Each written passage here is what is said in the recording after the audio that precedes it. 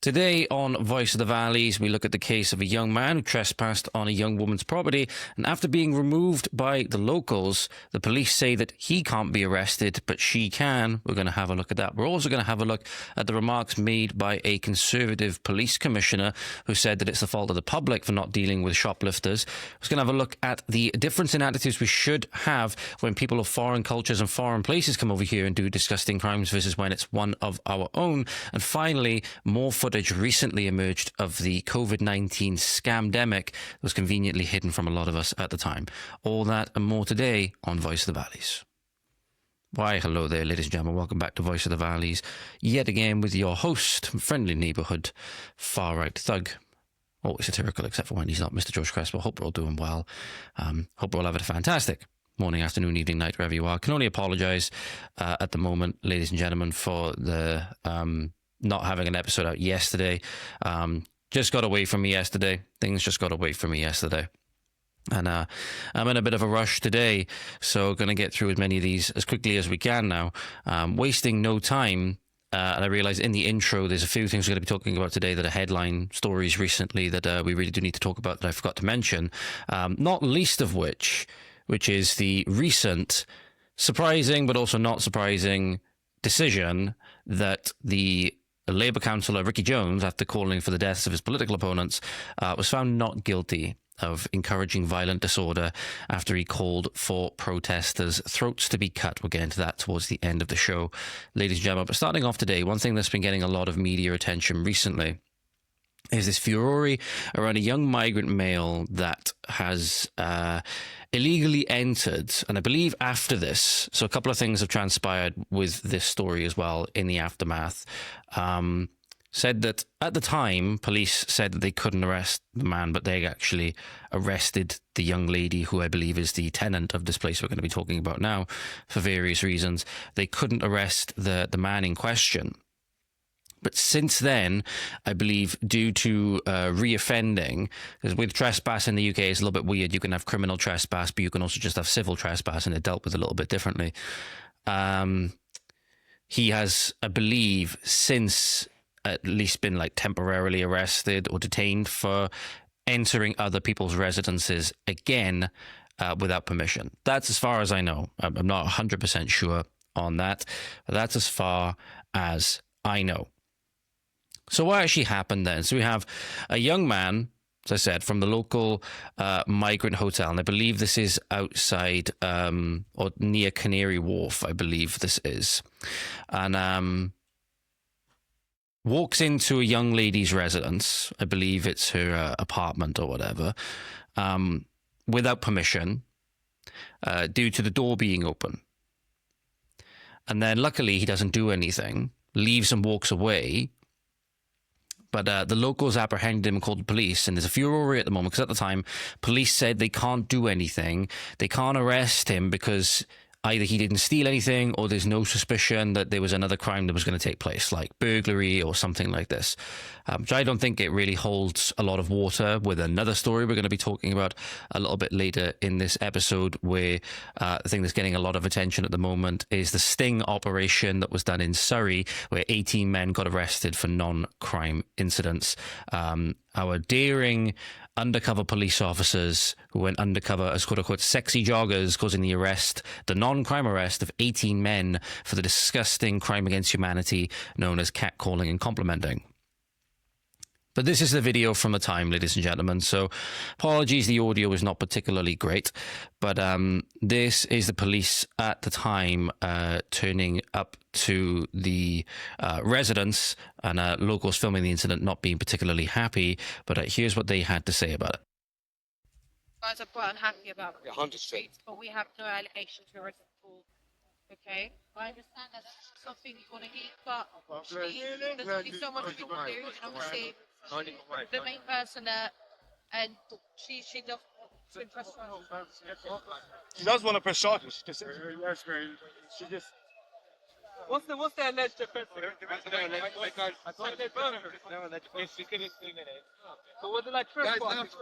Sorry, everybody. Could you make some space, please? By entering someone's house, come through. That's a lot more than trespassing.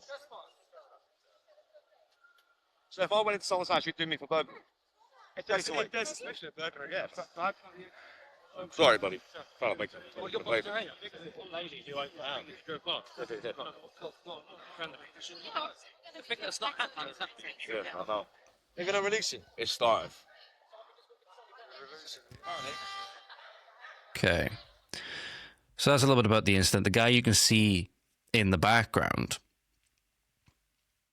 is the perpetrator in question. Okay, is the person in question that trespassed on this lady's property.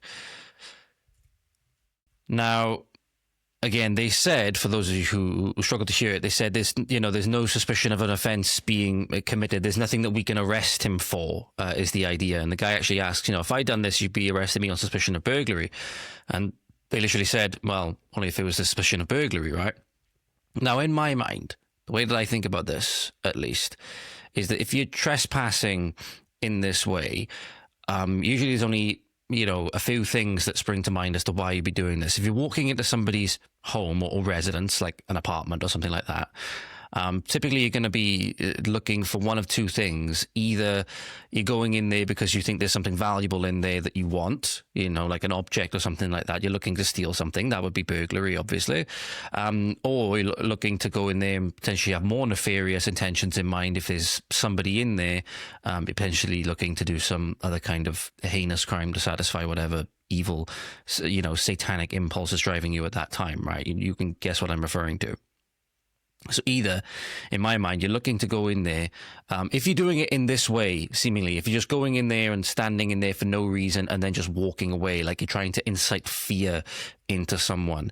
Because if you think about it, in this country, we understand the delineation. It's almost like a sacred delineation between areas for the public, which we sort of all have equal access to and equal right over, and then private areas where they're either under the they're either under the authority or right of another person or corporate entity, whatever it is. But we understand there's places we should be and there's places that we shouldn't. And inherently, when it comes to somebody's home in this country, we understand, at least for the most part, as a people, that they're not places that we should be without permission.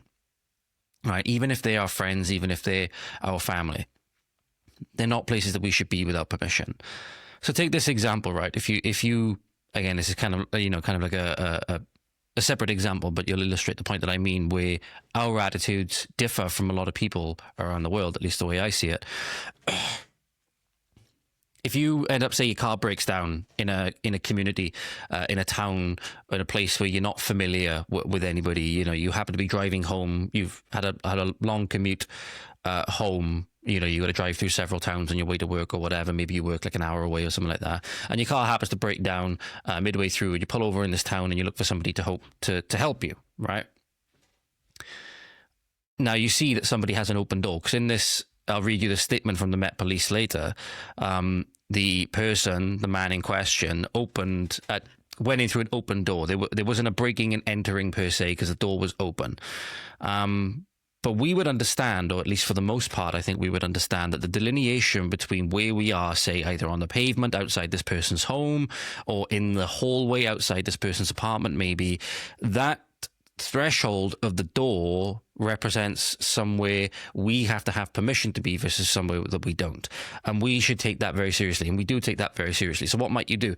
You might knock the door, even if it's open, and wait outside. If you don't get a response, maybe then you'll call in while waiting outside. You'll shout in, hello, is anybody there? Can somebody help me? Right? Then maybe if you get no answer, you might knock on the door again and announce you're entering, and try and find out if there's anybody in there that can help you. The whole time you're doing so, you're looking out for this person because you want to be respectful to them at every turn, but you need help for whatever it is that you're dealing with. And it's a lot different then in that scenario versus you just go in and stand in the kitchen or something like that and don't say a word, right? Because make no mistake, and now people are going to probably call me all sorts of names for this, ladies and gentlemen. If you were to come down, and you have to be honest with yourself for this one, if you have very liberal sensibilities, you're not going to like what I'm going to say next. But if you come down, say you come downstairs, you've just come out of the bathroom, for example. You got a towel wrapped around your head if you're a female to dry your hair and stuff like that. especially if you've got kids and stuff like that, right? If you've got kids, children in the house or in your apartment, whatever. If you come down and you are greeted with this, I don't care how liberal and anti-racist stuff that you are, your self-defense preservation instincts are going to then go into overdrive straight away. Because you understand there's an unspoken thing. We're not supposed to stereotype, or we're not supposed to, draw any conclusions. And yes, I fully agree. We should always try to see the best in people, and understand that people have inherent dignity and stuff like that, right? People often use these kind of concepts to twist to not justify the removal of people that shouldn't be in our society, because they are seeking to take over and subjugate us and stuff like that. But I don't care who you are. You're going to have the natural human reaction, which is fear, when you come down and see this, especially if somebody comes inside your home unannounced, seemingly doesn't say anything, and then thankfully, for whatever reason, just gets up and walks away. If he's just going to get up and walk away, why is he going in this house to begin with? It seems that he, and again, me drawing a conclusion from this, I'm not necessarily saying that this is what the case was, but going in there to find out who was there, maybe to come back later. And as far as I know, that's exactly what happened. Maybe not to this person in particular, but to find out who was there. He now knows that it's a young female that lives there, and then he can come back at another point and do something very heinous to her, as we've seen time and time again. But the problem is, ladies and gentlemen, and why people are so angry with everything that's going on in the UK, especially nowadays, they've seen that the stance that the police have taken on these things. They've seen that the stance that the police will bend over backwards for foreign criminals, particularly those who have done some of the most heinous things, and they will turn on their own people. They will turn on their own people for the most menial things, and they will actually be very ardent followers of orthodoxy when they do it, especially the women, seemingly, especially the women. The women, especially if it's a, native man who feminism has told them to hate because they're an evil oppressor and they're trying to keep them down, even though they probably just want to go to work to provide for them and give them a family and love them in the future, right? The women seem to love any opportunity to get one over on their fellow man at this point. And that comes straight out of 1984, where George Orwell observed that the most ardent followers, the most vigorous followers of the party would be the women who was looking for any opportunity to root out unorthodoxy, right? But what sadly happened is the police then, as I mentioned, they couldn't, and keep this in mind, ladies and gentlemen, this is important for the story that's going to be coming up later. They said they couldn't arrest this man because there was either no suspicion of a further offence being committed, or that it wasn't a crime, whatever it is. Maybe it fell under civil trespass and there's a little bit of weird legal stuff going on there. Obviously, I'm not a legal expert, so none of this is, legal advice. I'm not giving legal advice or anything like that. But they said they couldn't arrest him. And in fact, part of the statement is that the man has not been arrested at the time, as our initial investigation has not identified any offences. So you could say that he's guilty of, a societal infraction, should we say, but he didn't get arrested for it. Keep that in mind when 18 men got arrested in the undercover sting that was deliberate entrapment, in my opinion, to skew the statistics in a way that the government won't, even though it's outright not true, with the undercover operation we'll be coming on to in a moment.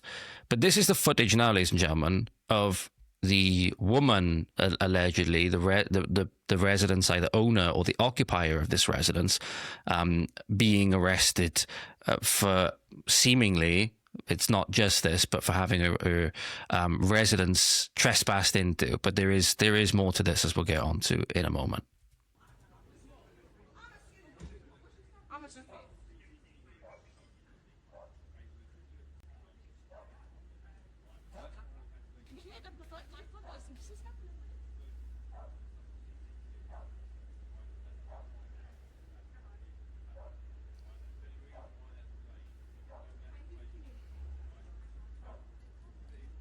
So for those of you who are listening, not watching, there's a group of police officers outside, about 5 or 6 of them, who are talking to this lady who is alleging that she's the sister of the person who had her residence trespassed into, and is making the case that, yes, it's a very serious incident, which it is, obviously, which it is. It is a very, very serious incident. If, however, the Met Police is to be believed, which, again, you have to be careful of what you believe coming out of police departments nowadays, or police officers nowadays. There is more to this, however. So this was Wednesday, relating to the incident on Wednesday, which was August 13th, at Marsh Wall, which I believe is the incident we've just seen, the young man trespassing and the young lady getting arrested. We understand a man entered a property through an open door, having been followed by a group of men in the street. The man has not been arrested at this time, as our initial investigation has not identified any offences. We understand this is distressing for the occupants. Now, my question is, initially when you hear that, okay, was he being followed because something had previously happened that this group of men had observed, and they wanted to find out where he was going, whatever suspicious activity he may have been involved in? Maybe he was involved in nothing, and this was just a group of men following him for no good reason whatsoever. Maybe he was concerned for his safety, right? So maybe that was, but there's no indication that he announced that. There's no indication that he announced that whatsoever.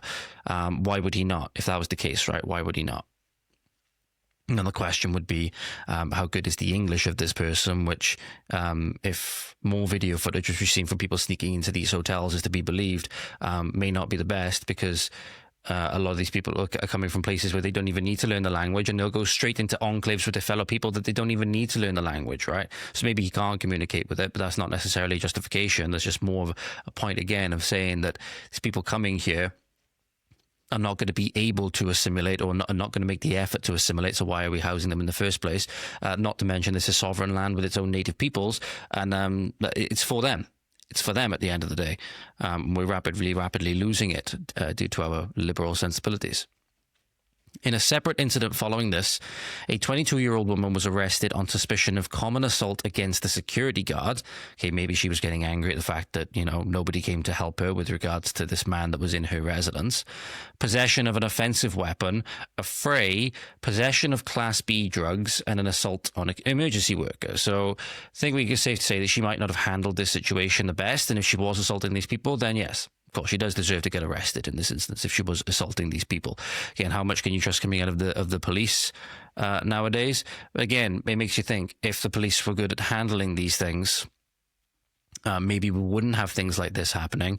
But the police want to shift the burden onto the public at every single turn, as we'll talk about in the article that's coming up next for you, ladies and gentlemen.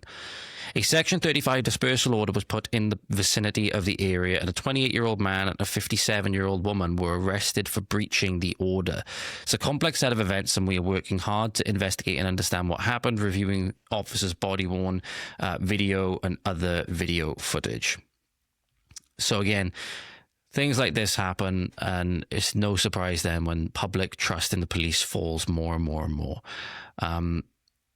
Because again, are they going to? They've clearly shown there that they're not going to respect the dispersal order, because this then came the following morning after this incident, and that's what I mean. As far as I know, the guy, assuming it was the same person, came back to the residence after the dispersal order was put in place, and obviously that's then when he may have been arrested for violating that dispersal order. But shows how little respect these people have for these things. Makes you wonder, if they can't understand the language, if they don't understand the customs, and they have no respect for the justice system and stuff like that, do they even understand what a dispersal order is? Do they even understand what a dispersal order is? But like I said, ladies and gentlemen, why you've got to be careful when you trust the police, especially nowadays with how politicized they've become, and in many instances how incompetent they are. Because we all know that the police... Sorry, ladies and gentlemen, my cable's caught on my chair. The police tend not be big on accountability for their things, for their failings a lot of the time. Not least of which is evident in this statement from a quote-unquote conservative police and crime commissioner for Thames Valley, Matthew Barber, who said that tackling thieves was not solely a job for police. Now, at a point in time, we may have agreed with this, but now with the massively low trust societies that we've cultivated, and with how massively politicized the police have come, I'm sorry, people are not going to take that risk anymore. People at one point in our once civilized society might have taken the risk to deal with a shoplifter who you never know. A lot of people nowadays who are doing these crimes, they're very likely not going to just be having just the body to do these things with. Very likely you see no end of people carrying weapons, and you don't know if the people have weapons on them just hidden under their inside pockets in their jacket or stuff like that. As soon as you try to intervene, they might pull a knife on you or pull a blade on you, or God forbid, pull a gun on you. Right? So we've seen time and time again that criminals will have these weapons, as is the case with every single thing that's going to happen, that the laws put in place controlling these kinds of weapons, for the most part, do nothing but hamper the ability of the law follower to actually protect themselves from criminals who have no respect for the law and will do what they want anyway, namely carry weapons anyway.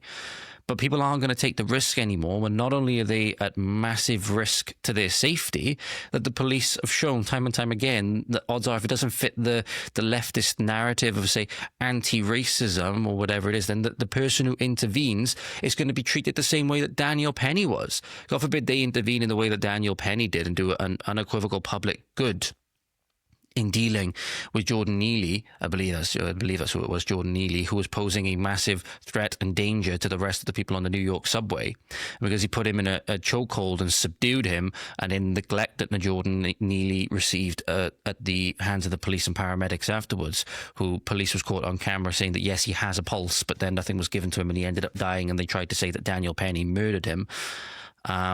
They've seen that when they step in and try to do a good thing, the police won't be on their side. The police will try and obfuscate and get away from the accountability and responsibility for these things. So why should the locals then put themselves not only in physical danger, but in potentially legal, judicial, and reputational danger as well? Why should they do it? They shouldn't do it. Now the police, because now society has turned on them, they're like, oh no, how could these people that we've persecuted at every turn, how can these people that we've called racist and xenophobic and we let a bunch of foreign people in gangs rape their daughters for generations now turn on us? Oh, you're part of the problem if you don't help us. Why should we help you? Why should we help you? Why should we help you when you set up bogus stings against your fellow man to deliberately skew the statistics on sexual aggravation and those kinds of things? Keep tuned for that, ladies and gentlemen.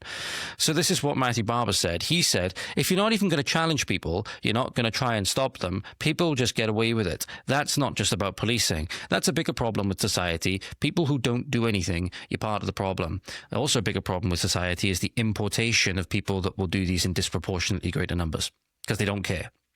That's also a massive problem with society. But you get thrown in jail for talking about that. You get thrown in jail, or you get hampered by police if you put up a sign like somebody did in North Wales, for example, which said... The sign itself criticised scumbags shoplifting, and the shop owner was told by police to consider changing the wording because it was offensive. Now, why do we have to worry about being offensive to shoplifters? Why do we have to worry about being offensive to shoplifters? By their action, they make everything more expensive anyway, right? Because obviously, basic logical train now, ladies and gentlemen, obviously if somebody steals a bunch of stuff, if people steal a bunch of stuff, then the person who's selling it is not going to make the money back on that. So in order to make up for that loss, they then have to put everything else back at a markup.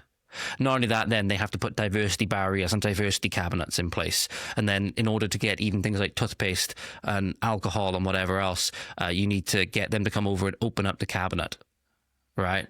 Whereas before you could just go in there, take it off the shelf, pay for it and leave. It's why in Sainsbury's you have alarms on the meat cabinet now, and you have joints of beef. You have joints of beef being netted up in that, netting with the alarm on it, right? Because of how prevalent this has become. And it's only a matter of like the last generation or two. Not even that, just the last generation. You go back and think when you were a kid, none of this was this bad. Now you can't even go to a Tesco's without seeing the alcohol aisle locked up like it's bloody Alcatraz, right? But A, why do we have to worry about the feelings of shoplifters? And B, what is the person getting at? Why are the police taking so much issue with it when the word scumbag is used? Why is it offensive, and who is it offensive to? It's offensive to their protected classes, obviously. It's offensive to their protected classes because it's part of the wider generation of sentiment against the political orthodoxy, because it's highlighting, without actually saying it, the unspoken thing that we're all not supposed to say, which is that we know who is doing this in greater proportion versus the native people. And that's something you're not supposed to say. You're not supposed to notice that. But the sign read, as Rob Davis, he's a retro store owner in North Wales. In a shop in Wrexham, he put up a sign that read, "Due to scumbags shoplifting, please ask for assistance to open the cabinets." And obviously it's not the shoplifters that are the problem. It's the people calling them scumbags. Right? It's people calling the protected classes scumbags and highlighting there's a two-tier system, such as we'll get onto when we talk about Ricky Jones a little bit later. Shop owner said, "If you're offended by my sign, then obviously you're intending to steal from me or are stealing from me. It doesn't even have to be me. It could be a representative of shopkeepers in the UK." And this is a great example, ladies and gentlemen. Last Thursday at an Iceland supermarket in Clifton, so this article was published August 13th, so 2 days ago, time of recording. And then last Thursday from the 13th would have been on the 7th. So on the 7th of August, in Nottinghamshire, Clifton, Nottinghamshire, 2 women were attacked while challenging a suspected shoplifter. The man put his hand around the woman's neck and strangled her after she challenged him for putting items into his backpack. A female member of staff then intervened and he assaulted her as well. Earlier this week, a man died after being restrained by another customer at a shop in Torpoint, Cornwall, where he had allegedly assaulted staff. So I wouldn't be surprised if the person who dealt with that then gets turned into the next Daniel Penny if the leftists get their way. And this is exactly what it is. The police are now blaming the public for not stepping in and doing their job most of the time, or stepping in and doing their civil duty, when they're being penalised for doing their civil duty, in many instances potentially hospitalised and worse. Right? Not to mention the character assassination and the attacks will come afterwards, particularly if the shoplifter happened to be of a certain race or ethnicity or religion, right? And people, literally, why would they put their lives on the line for this system? Why would they put their lives on the line for this system? Why would people go and fight and die in wars, for example, for a country that's shown that they hate them at every single turn and want to give it over to third worlders? To third worlders are going to do unspeakable things to their family and to their nation. Why would you want to go and fight for this? And when you have no rights whatsoever, anymore, when your democratic right to say what you want and your democratic right to change things by your vote is slowly being eroded away. I apologise if my webcam just went off, ladies and gentlemen. I accidentally opened up Loom as I was trying to get back to OBS tab to see how we were doing for time. But this is the thing. The police are now saying that it's people who don't do anything, you're part of the problem. Well, we could say the same thing about every single police officer, every single police commissioner, every single councillor, every single person all the way up, not only just in the police department, but in governance and everything, who didn't do anything to help the hundreds of thousands and millions of young girls that were attacked and groomed in areas like Telford, Oldham, Rotherham, etc. That they were directly sacrificed. They're directly sacrificed on the altar of multiculturalism and diversity, Islamophobia, etc. Sacrificed on the altar of suicidal empathy. You guys did nothing, and in many instances you actively facilitated and took part in it. You're part of the problem. Speaking of police being part of the problem,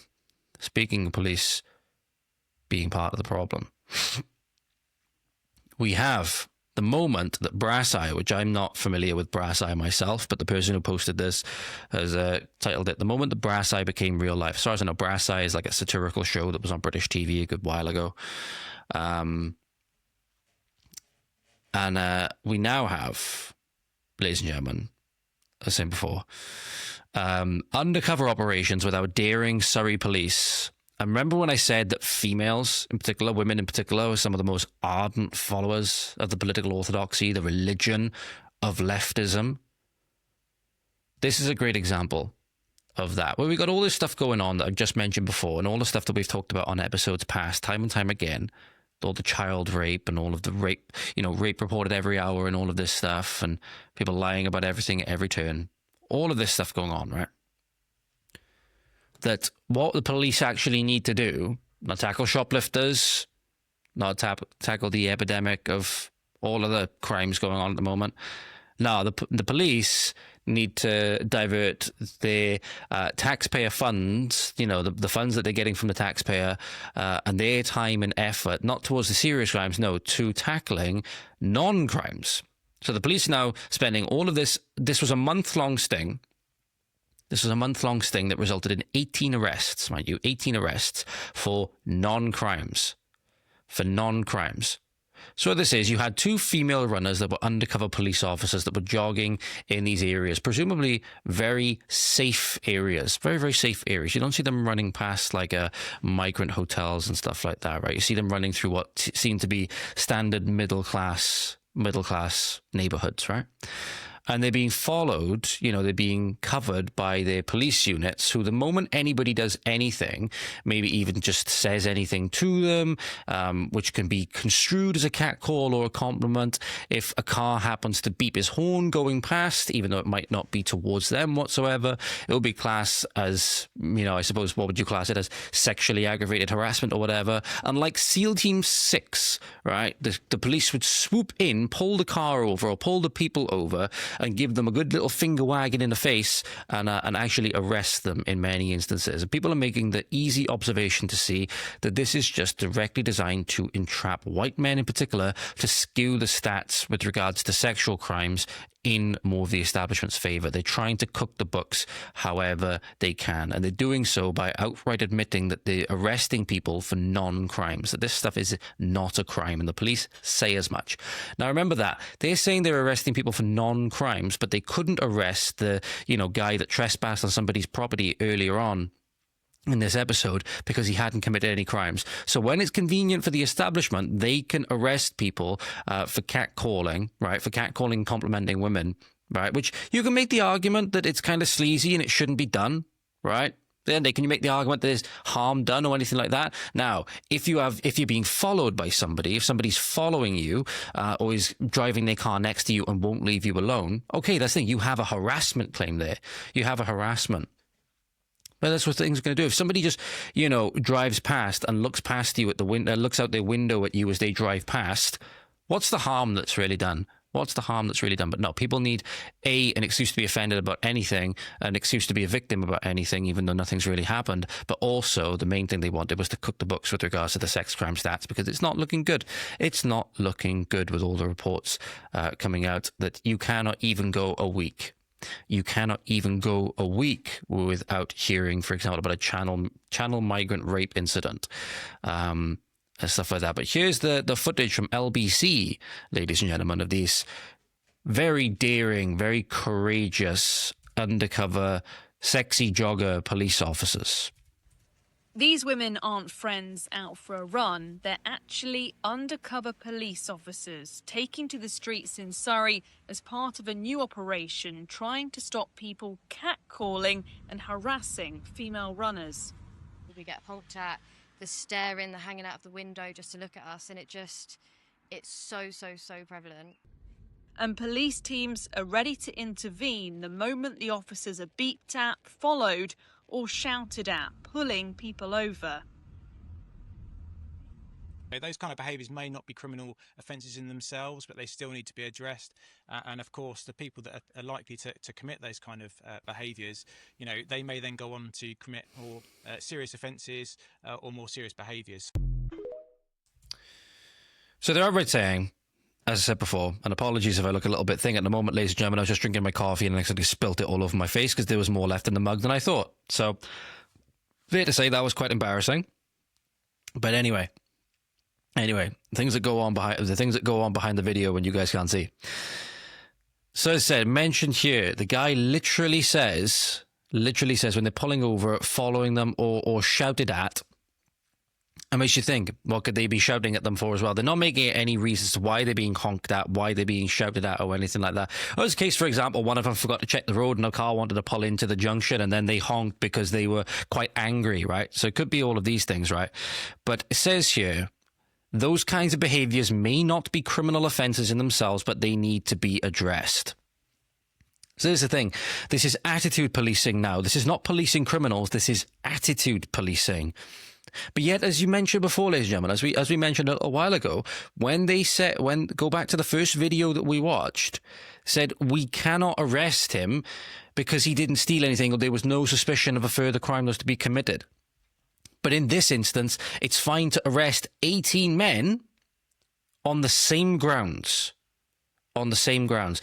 And I think trespassing onto someone's property and standing in there is more serious than honking at a jogger as she runs down the road. I think there's a disparity there.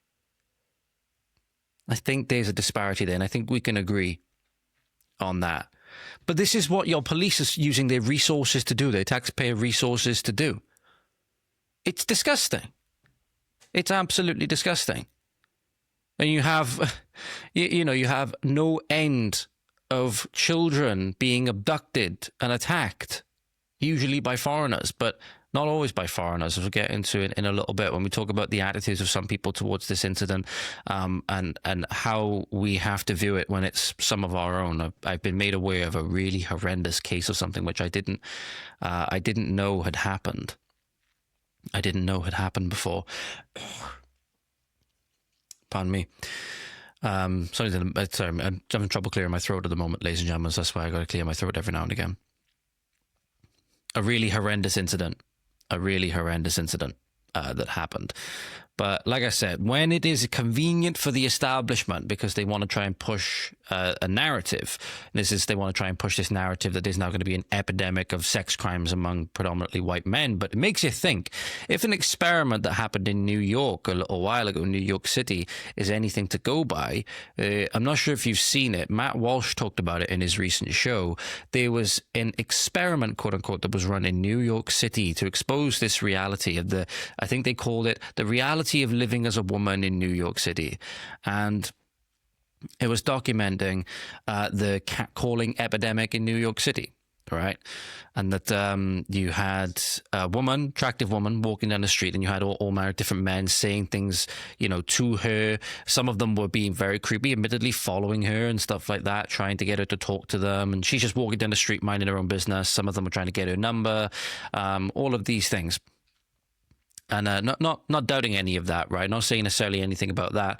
But they later come out and apologized because the narrative didn't go in their favor and they were accused of racism or unconscious bias or whatever, because the vast majority of the people catcalling and harassing this woman were either black or Hispanic. So it makes you think, A, what's the makeup of the people that they've arrested in this? Did they actually find out what they were trying to find out? And would they have a shock if they didn't? And I suppose we'll see that if they actually come up with the demographics of who was arrested. I don't believe they have yet. If that social experiment is anything to go by, where you had I believe it was just like one instance of a white man who was construed as saying something to the lady, but it wasn't actually clear whether he was. Because a lot of the times it would just be like a man's walking past this lady and he'd say something like nice or yeah or something like that, right? And it was construed as a catcall, when obviously those things could be something which is just on the phone, right? This thing, sometimes you're going to get sleazy men that are going to do this. It's a reality of life. The only thing is, sometimes it's better just to let it, go off like water off a duck's back. And that's the way you think that probably would have been dealt with, a little while ago. And that in some instances, you imagine that there'd be, some women that would play into it as well, not justifying the action by any means. It is kind of sleazy, right? It is kind of sleazy. Especially if you're like hollering at a woman outside of your car window or something like that, or whatever it might be. But it makes you wonder, did this police department, did Surrey actually get the conclusion that they wanted? But again, this is where your taxpayer funds are going. Meanwhile, you have no end of, really horrific crimes going on that if you ask them to deal with them, you get called everything under the sun. You get called racist and all manner of things, which you might want to take into account, ladies and gentlemen, that how much the police are actively putting you in danger with the adoption of this, leftist orthodoxy, this radical leftist orthodoxy, and the politicization that they have undergone, particularly with regards to the the Labour political orthodoxy as well, whereby, we have to have compassion for the criminal now. We have to have compassion for the criminal now, which is evident in this article from The Telegraph. I mentioned before that the Labour government are going to be releasing offenders early if they have, was their sentences longer than 10 to 14 years, I think it was. There's an alarming thing, however, that's happened with this, which it's alarming but not surprising in the slightest. For every 4 prisoners released early after Labour's overcrowding, the scheme they put in place to deal with overcrowding, namely they would release, prisoners early on certain grounds, right? It should surprise you because they need to fill the jails with thought criminals like Lucy Connolly and stuff like that, but not Ricky Jones, obviously. They released a bunch of them, and it should surprise you that should not surprise you. 75%, 3 for every 4 that were released, were recalled after the implementation of this scheme, meaning that they had reoffended. And they were brought back in. They were recalled to jail. 3 prisoners have been recalled to jail for every 4 freed this year following Labour's launch of its early release scheme. Some 13,296 offenders were freed from prison in the first 3 months of this year, whilst 10,101 were recalled for either committing further crimes or breaching their licence conditions, according to Ministry of Justice data. The number of prisoners recalled represented a 36% increase on the previous year, with Ministry of Justice statisticians citing the introduction of the government's early release scheme last September as a factor. Under the current Labour system, prisoners serving sentences for less serious crimes can be freed after serving 40%, not even half of the jail term, instead of the previous 50%. As a result, they spend longer in the community, giving them more time to offend or breach their licence. It also means that the prisoner understands that there is less of a deterrent, there is less of a reason to care about it, right? There's less of a reason to not reoffend in the future because the punishment is not there to basically intimidate them. That's basically what the punishments for breaking the laws serve as, right? They serve as intimidation to people not to do these things. That's what they're there for. That's exactly what they're there for. So it makes you wonder, why are we reducing the punishment at every single turn, seemingly even for the most heinous crimes in some instances? However, nearly a quarter, 23% of those recalled, face a charge of further offending. 3/4 failed to comply with their licence. These included 34% who failed to keep in touch with probation and 22% who broke rules requiring them to reside at an approved address. In many instances, there was more than one reason for a recall. So again, just a complete lack of respect for the system. So you cannot give these kinds of people, they cannot be trusted with this. They cannot be trusted, so they cannot be dealt with in this hyper-lenient way and expect them to have a positive result.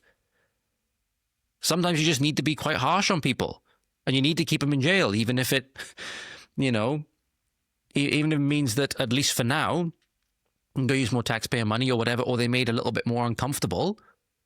Doesn't really matter. They shouldn't have committed the crime in the first place. But it should be no surprise to anybody that then you have, for whatever reason, 3 out of 4 people who were let out early being recalled to jail for one reason or another. But again, why are they letting these people out into our communities in the first place?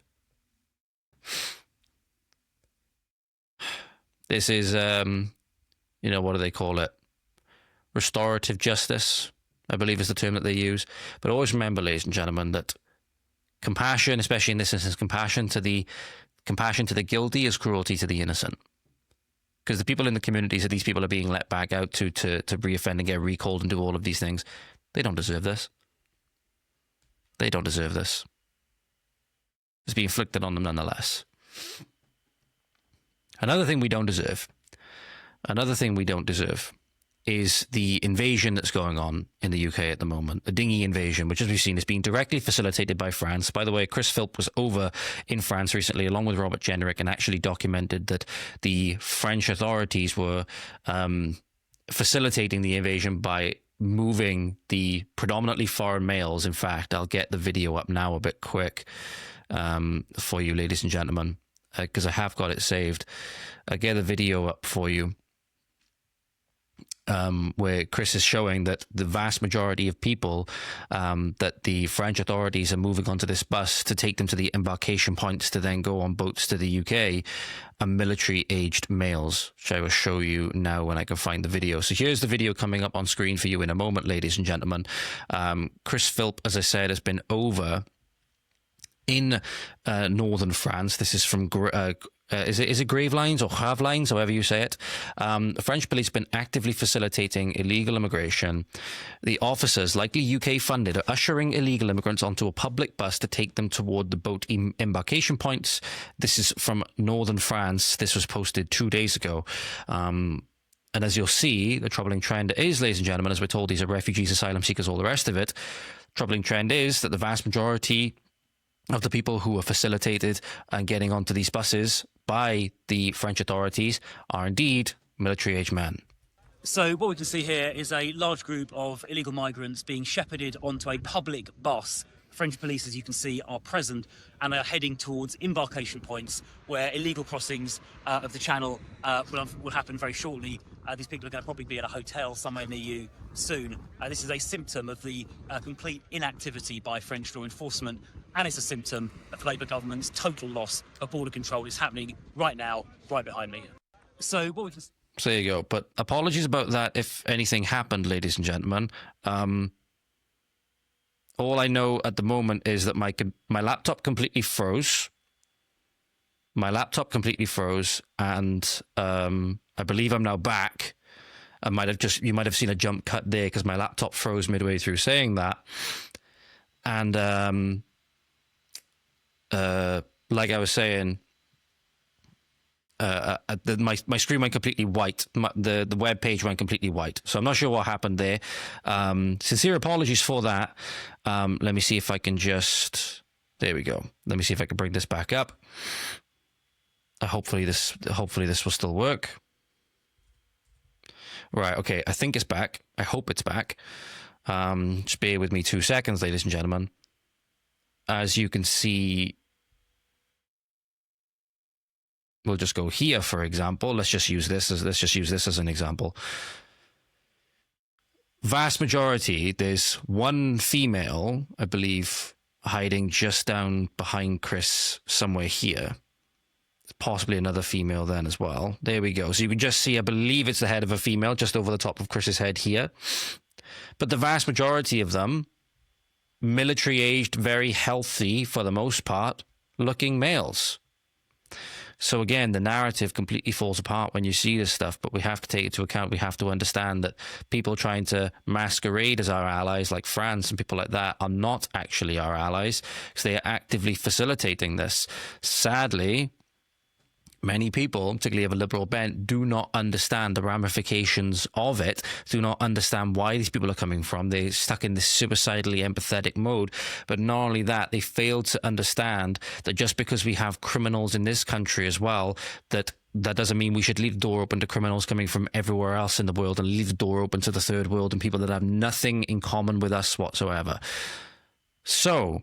this was from Liam Tufts, was posted a couple of days ago, and he was at, I believe this is outside the Copthorne Hotel, and he's actually speaking to some of the people that are there protesting in favour of letting these people come into the country, mind you. Let's hear some of their reasons that they had for it.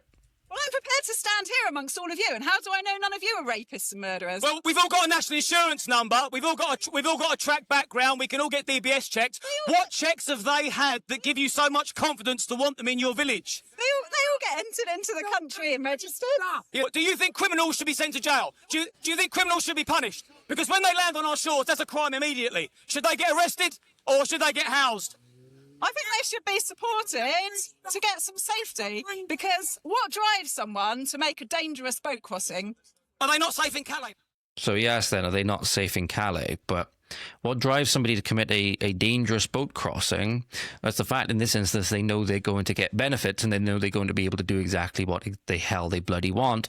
Particularly with, in Britain we do. We do have a lot of beautiful women in this country, which in many instances have been the premier victims of this kind of stuff, right?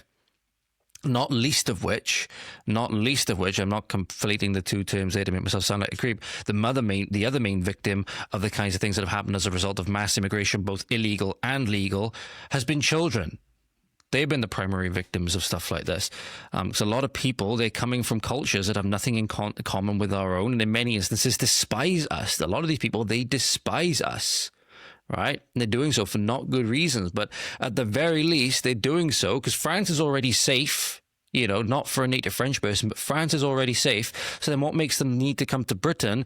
It is the additional things that Britain offers. Namely all of the benefits at taxpayer expense. They have to pay for nothing. They get treated like royalty. That's what they're coming here for, because they don't get those same benefits elsewhere in Europe. Hell, Poland won't even let them in. Illegally. Poland will turn them away at gunpoint. It makes you think maybe we should start doing the same. But the next part really gets me. So first part is what would motivate them to make this dangerous boat crossing, right? It's the additional benefits they're going to get when they're here versus what they currently get in France, right? And the guy we talked about last time, I believe it was, the Yemeni guy who said that he was going to bring his family over, said exactly the same thing. They said the French, they kicked them out. The French police deport them or whatever. The British police welcome them in, right? Changing in societal attitudes as well, the absolutely ridiculous levels of suicidal empathy that we have, particularly on the case of hyper-liberal, pridefully ignorant females, usually, who are part of these charities, like Care for Calais and stuff like that, who literally are dancing in the middle of a circle of these people whom, again, we get called, misogynists and all of these disgusting things just because maybe we want to have a nice, safe society and a family, and understanding that maybe there's certain roles within that both the man and the woman need to embody. We call them a misogynist if you say that, if you object to like the whole culture and everything like that has taken over the West. But, you have this example, things are going on in Calais, some of the sick videos you see coming out on there, and you just know exactly, if you're a man, you know exactly how these other men are looking at this woman. You know exactly, and it's not good, I can promise you that. We have a young boy, or seems to be a young boy anyway, teenager coming up next and saying about, well, hang on, should we just deport all men? Should we deport all the rapists? And this highlights another point, really, and I'm going to bring up a really sick case of something that happened, which somebody made me aware of as well, to highlight this, in that there should be differences in how we handle these things, because one is our problem and one is not our problem, right? So here's what the gentleman says in this clip. No, I mean, there are plenty of white British men who are rapists. We don't, say, oh yes, let's deport all men, let's kill all men, because doing that would reduce child rape to zero. Why don't we deport all the white British men? They sometimes rape children. Have you got a family? Yes, I do. You got children? No, I don't have children of my own yet. So it's easy for us to say, because I'm in a similar position. I don't have children of my own yet, but I'm to weigh in on this a little bit, because he said something there that was flat out incorrect, and that is you would have child rape reduced to zero if you got rid of all the men. No, you wouldn't. Because you do have disgusting paedophiles that are female. As I get on to in a moment. But the difference is that if they're of Britain, i.e. if they're a British person, one of the ethnic peoples of these isles, right? If they're a Welsh person, if they're a Scottish person, if they're an English person, if they're an Irish person, that makes them our problem. If they're a disgusting person, if they're a disgusting child abuser or a paedophile or something like that. So take the example of something that happened a little while ago, a couple of years ago, two people who were dubbed the Fred and Rose West, right, of Barry, right? And they're a couple that were guilty of some of the worst sex crimes that's ever been documented. And I was made aware of this recently, and I had to talk about it. So you have Avril and Peter Griffiths. They've denied a string of charges from the 1980s and 90s, and they've been convicted, they're husband and wife, and they've been convicted of raping and indecently assaulting young girls. So they're from Barry, and they've been dubbed the Fred and Rose West of their estate. They abused girls on a boat and at home in the 1980s and 1990s. One of their victims said that she had been passed around like a sex toy. Judge Jeremy Jenkins said that the couple could both expect to spend a considerable time in jail when they were sentenced on 18th of October. Before remanding the pair in custody, he said, "If I am satisfied either of you is a dangerous offender, an extended or even life sentence would be appropriate." Okay, I don't even think that's enough. I don't even think that's enough. So who are these people? Who are these people? Peter Griffiths was found guilty of 8 offences of rape, two of taking an indecent photograph of a child and 3 of indecent assault, while his wife was found guilty of 5 offences of rape, 2 of taking an indecent photograph of a child and 2 of indecent assault. So there's your first example that if you were to remove all of the men from society, you would still have disgusting crimes against children, because they're not all men. They're not all men. But I'm going to read you now, ladies and gentlemen. I'm going to pull something up from my phone, a message which someone sent me when they made me aware of this. I knew I had to bring it up. I can't remember, I don't know where these are sent from, but this is another article, which, again, I'm not sure where this is from, so I can't imagine you'll find it linked down below. So let's see. So throughout the 1980s and 1990s, Peter Griffiths used his wife, who claimed to have a low IQ, as quote-unquote bait to help him ensnare young girls. It seemed no place was off limits for the twisted couple. One rape took place in the back of a van, another on a boat where so-called sex parties were held with police officers said to be on board. At one stage, Avril even held down a young girl, telling her it wouldn't quote-unquote hurt as her husband raped the child. Paedophile Peter Griffiths was described in court as a sinister sexual abuser, and Avril, and sorry, that's where it cuts off at the moment, that's where that screenshot cuts off. As I said, these parties were attended by police officers who were said to be present when at least one rape took place. One victim described the officers as friends of Peter Griffiths, who told the victims he worked as a special constable. The victim told the court other men would often brag about their jobs, using them as leverage over her and saying no one would believe her if she complained. Often these events were organised through the South Wales Police Social Club. The other victims, too, faced similarly harrowing ordeals. So again, one girl, she was age 13 at the time. The wife held her down whilst the husband raped her. This is truly, truly disgusting. But the difference is, ladies and gentlemen, the difference is, at least as far as I know, is that Peter and Avril Griffiths are not an imported problem. And that does make it different, if not morally, not in any way morally different. So you can argue that the punishment should be just as severe, right, if you have this taking place with a native person versus a non-native person. But the fact of the matter is that the native person doing this, or the native people doing this, is a problem for that nation, and that nation in particular. The imported problem is not. And that's where people, in my opinion, get twisted into knots over this and try and equate it to, again, further the, open borders and hyper suicidally empathetic agenda by saying that because we have bad people in this country, that means we need to keep the doors open to all manner of bad people, that we cannot close off our country to bad people just because we have bad people within our country that we need to deal with.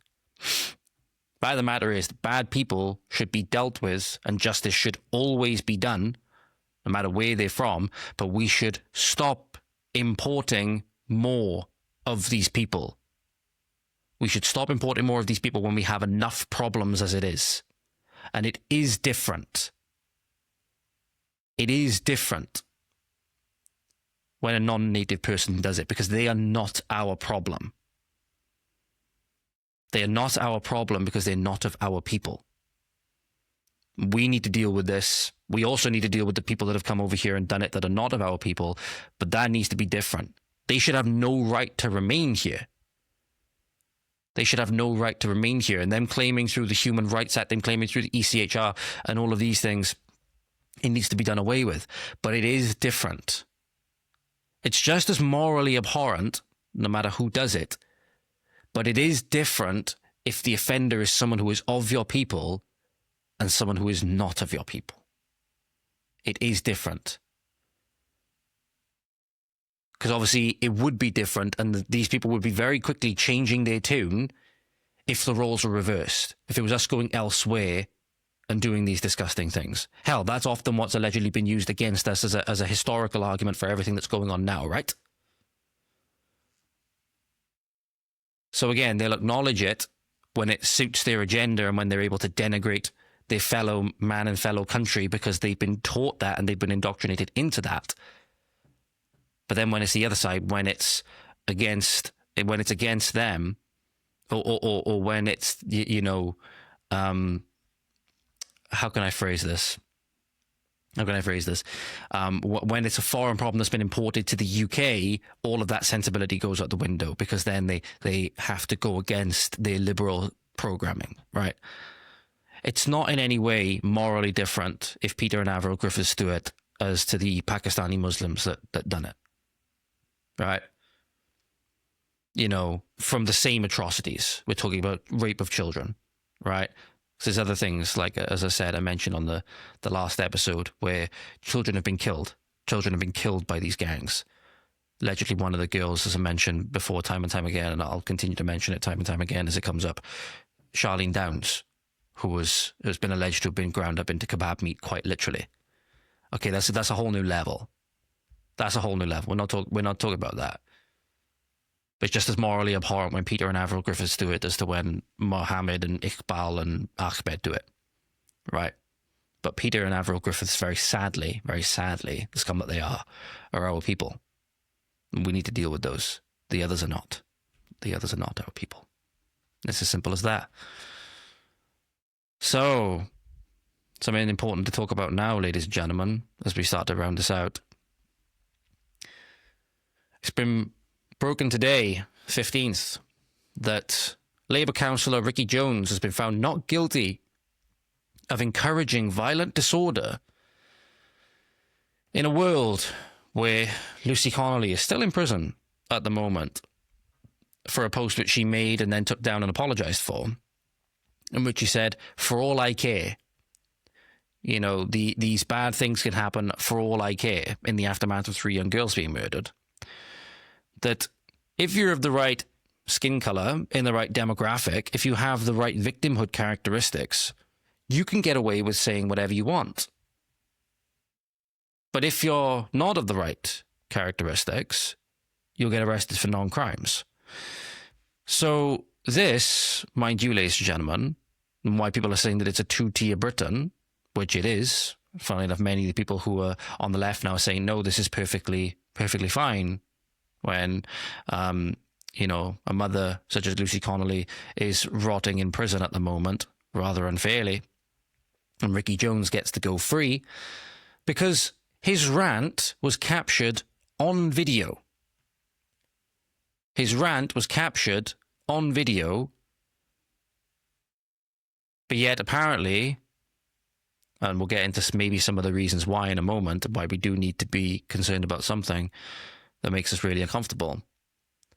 Even though it's been caught on video, he can still get found not guilty. Bear in mind, he called for his political opponents' throats to be cut. Let me play you this video now, ladies and gentlemen. We've got children and women using those trains, destroying the submarity. They are disgusting, nasty bastards. And we need to cut their throats and get rid of them all. I just want to say thank you all. I'm going to leave it there. And free. Free, free! Palestine! Free, free! Palestine!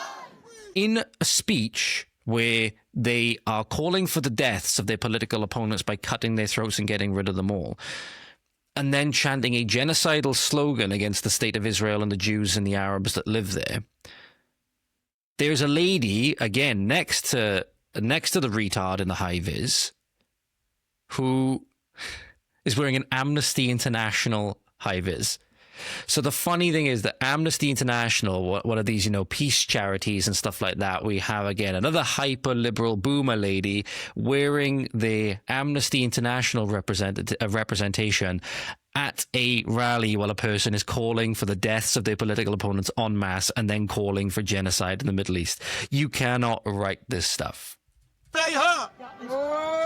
We've got children and women using those trains, destroying the summer relatives. They are disgusting, nasty bastards, and we Keep an eye. need to toll their throats and get rid of them all. I just want to say thank you all. I'm going to leave it now. And free, free, free, free, free, free. So again, if you have the correct characteristics, you have the correct victimhood characteristics, you can quite literally get away. You can quite literally get away with anything. But it's the important point to consider here, ladies and gentlemen. Just before we get onto it, I'll see if I can find some of the excuses that Ricky Jones gave whilst he was pleading his case. Honestly, because it was an absolute mockery. I'm trying to find people that have listed all of the different excuses that he used. So one of the articles from BBC says that he spoke in the heat of the moment. He also says he's trying to convince the court that he suffered from ADHD, from quote-unquote racist bullying at school, right? Also said that due to something that happened with regards to him having an incident where in PE, because he forgot his kit or something, he was forced to do PE in his underwear or something when he was in school. Sometimes I get emotional and I say things that I don't mean, but I don't believe him, and I'm not willing to give him the benefit of the doubt. Because these people are radical. These people are insanely radical. They're straight out of, the Leninist philosophy of revolutionary, and are trying to implement something which we've seen in Mao's China. This is all part of the cultural revolution. But he threw all manner of excuses, trying to obfuscate and blame everything other than the fact that he's an adult and he is not able to take account for his own actions. But there is something which somebody pointed out that we do need to now start taking a lot more seriously, even if you don't like this idea. Because somebody shared online, and it reminds me now of what happened with O.J. Simpson and why he was allowed to go free. If you haven't heard about the O.J. Simpson verdict, the jurors actually came out later on and said that a large part of why O.J. Simpson was exonerated was because he was in a court of his own peers, and because they saw an opportunity. Many of the jurors, if not all of them, by the way, being black or African American, right? They saw an opportunity to get one back for, I believe it was the Rodney King incident. Do you think that they're members of the jury that voted to acquit OJ because of Rodney King? Yes. You do? Yes. How many of you think felt that way? Oh, probably 90% of us. 90%? Did you feel that way? Yes. That was payback. Uh-huh. You think that's right? And that's why they exonerated him. They exonerated him despite knowing that he was guilty purely on racially sectarian reasons. And very alarmingly, potentially we're seeing that in the UK as well. Somebody posted this, which is the borough, where the trial was held. And it is very sadly Again, I don't want to say this, you know, but we could be seeing something similar in the UK going on with this trial, albeit obviously for the crimes are not quite as severe, that the demographic of this area, which from what this person has posted is Snaresbrook, is less than 0.5% white, English, Welsh, Scottish, Northern Irish, or British. So here is that image, by the way, of what has been shared for the ethnic makeup of this area. And you can begin to make the case at the very least, not saying that it 100% is true, but did Ricky receive a jury that was more sympathetic to him based on race and ethnicity, and that's why he was exonerated? The person points out there's a strong possibility that the demographic makeup of the jury voted in favour of keeping one of their own out of prison. This is a peek into the future. There will be no justice when we are a minority. Demography is destiny. And even if you don't agree with a lot of the people, you don't agree with the potentially, you know, quote unquote extreme stances on other things, this is, you know, you have the point. This is uncomfortable. We have to face it, though, because we have historical precedent for this. We have historical precedent for this with the O.J. Simpson trial. So we need to start having a cold, hard look at the future now. And it's not looking good. It's not looking good. And there may be some things coming out of the future now. If this is not dealt with now, and this demographic decline is reversed, right? Obviously, we need to change a lot of our attitudes for that to happen as well. But if the Boris wave and the Wallace wave is not reversed, and not only that, if we don't change our attitudes to become where we are going to be a nation that sustains our own population, then we have some very bad outcomes for us in the future. Like I said, a lot of these people, it's very sad, just the way that they think. Humans are naturally very tribal, right? Humans are naturally very tribal. It's a good possibility that they're doing this in their own interests, and they don't have our interests and everybody else's best interests in mind. We need to face that potentially uncomfortable reality now. So if we have got an O.J. Simpson case in this instance on our hands, then again, this is our roadmark to say that if this carries on, we're headed for extinction. Speaking of extinction, an extinction event, one could say, sort of happened, I suppose, is extinction for freedoms and extinction for health and many other in instances, was the disastrous and tyrannical COVID responses, right? The lockdowns and the measures that were put in place, Partygate and all the rest of it. Somebody shared this video, which I'm going to show you now, which, if it's true, really highlights how much we were led on, how much we were misled, and how much justice really does need to be served for people that lost family members from quote-unquote doctors or nurses holding up signs in windows saying, "We are so sorry, he's at peace now." You know, elderly relatives that had to see out their last moments alone because they were prohibited from seeing their family. Some of those evil things that we've seen in recent memory. Not to mention the wealth and power transfer from the poorest to the from the lowest to the highest, highest with a lowercase h. By the way, let's make sure we say that right. You know, to those higher up the societal pole, should we say, or higher up the societal ladder.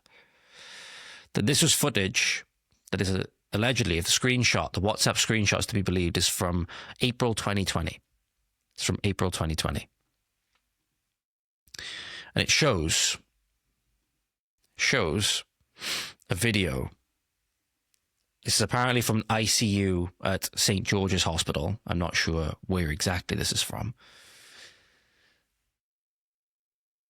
And it shows an office, which could be an ICU office, where you have doctors in scrubs, and you have what appears to be some kind of executive or administrator, whatever it may be, right? In there with a skirt and flats on. And none of them are social distancing. None of them have masks on. None of them seem to be worried. None of them seem to be overstressed and, under panic and near-death levels of exhaustion because of the pandemic and stuff like that, because of the influx of people and all of these things. Because they have the time to mess about in the office, record themselves, or one of them recording themselves doing a wheelbarrow with a chair, with one of the roller chairs, and laughing about it. Meanwhile, the entire nation's in lockdown. People are being prohibited from seeing their family members in their final moments.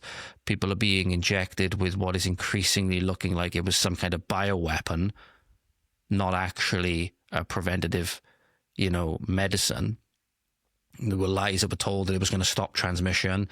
Lies that were told meant you were going to be less likely to get it, and all of these things. Whilst your relatives died, and whilst your societies died and was handed over to increasingly totalitarian measures, right? This is what the people that seem to be, in many ways, part of the system that were peddling those lies were doing. Right. Can't close the door and not be surprised. Right, Homegrown, you're going to get to see just how athletic you look right now. Go. Oh, the speed, the pace. Good Lord. And back. Oh, a slip, a stumble. As he's out. For the severity of the situation that they were involved in, it's hard to make the case that these people shouldn't be dealt with as severely as anybody else that was involved. It's hard to make the case, especially when you have so many that have suffered so much, like some of the people that I've spoken to, like Victoria Rickson, who've come out and blown the whistle on the NHS and stuff like that, that have had the courage to speak out, that have had their lives and livelihoods threatened, that have been persecuted by police and all of these things. You have those people that were willing to stand up. You have those people that were willing to go to bat and push the truth and push for the truth, right? These ones are the ones that are still benefiting from it, likely. And makes you think, if they're willing to stay silent now, if they're willing to still be complicit in everything that's going on, then why shouldn't they be dealt with just as much as we would deal with any of the others that are responsible for everything that's been going on?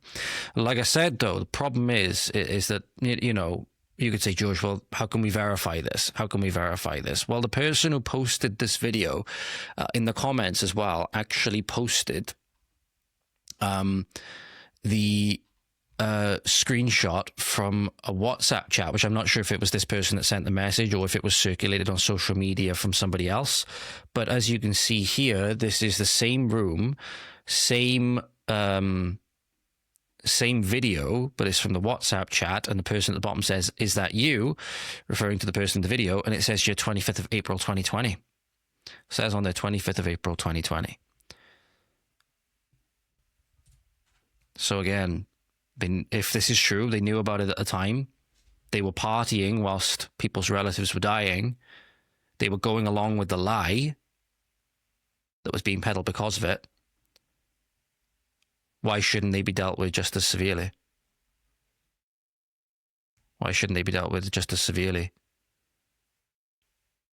Or at least similar to how we dealt with some of the conspirators that were trialed at the Nuremberg trials, you know what I mean?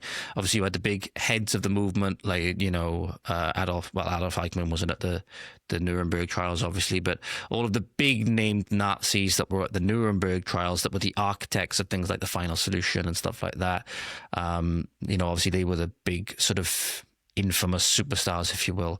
But obviously you had many others that were there as well that are nameless just because they were complicit in it. They were just going along with it. Maybe they were lower ranking soldiers and stuff like that, but nonetheless, they had to be tried, right? They had to be tried along with their co-conspirators. Maybe we should do the same with these people. Either way, people are not going to rest until justice is done. They're not going to rest until justice is done. And that'll do it for today, ladies and gentlemen. Thank you very much for watching, listening, etc. Apologies about the lack of uploads recently. Hope we have a fantastic morning, afternoon, evening, good night. Thank you for watching, sharing, liking, commenting, etc. As always, I really appreciate it. You take care now, ladies and gentlemen, and I'll hopefully catch up with you very soon. Diolch yn fawr. Thank you for watching. Hwyl fawr. We'll see you next time. Godspeed.